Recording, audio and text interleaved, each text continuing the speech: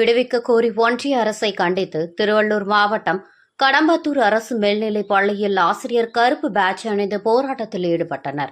ஒன்றிய அரசு கல்வி நிதியை உடனே விடுவிக்கவில்லை என்றால் இந்தி திணிப்பு போராட்டம் வெடித்தது போன்று கல்வி நிதி பெறுவதற்கான போராடும் சூழ்நிலை ஏற்படும் என மாநில ஆசிரியர் நல கூட்டமைப்பு தலைவர் எச்சரிக்கை விடுத்துள்ளார்.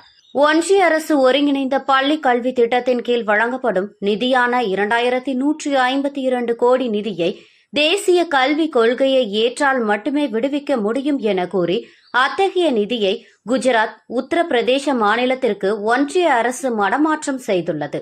இதை கண்டித்து தமிழகத்தில் உள்ள அரசியல் கட்சி தலைவர்கள் ஒன்றிய அரசுக்கும் கல்வித்துறை அமைச்சர் தர்மேந்திர பிரதானுக்கும் எதிர்ப்பு தெரிவித்து வருகின்றனர்.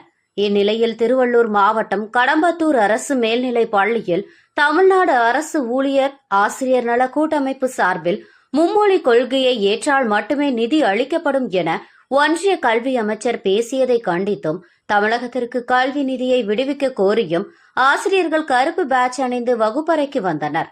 புதிய கல்விக் கொள்கையை ஏற்றால் மட்டுமே நிதி அளிக்கப்படுமானா ஒன்றிய கல்வி அமைச்சர் கூறியதற்கு வன்மையான கண்டனத்தை அவர்கள் பதிவு செய்தனர்.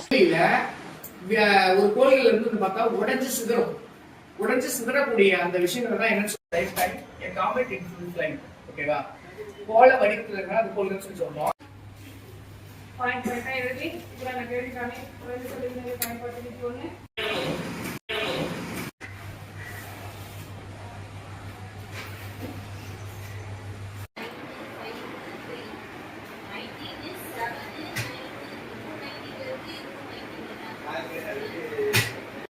இந்த கோட வந்து mu not IC mu not ஓகேவா படி இது அண்ணா அதுல புத்தி வர மாதிரி அடி சரி லோன் ரொம்ப வெச்சிருக்கு சார்.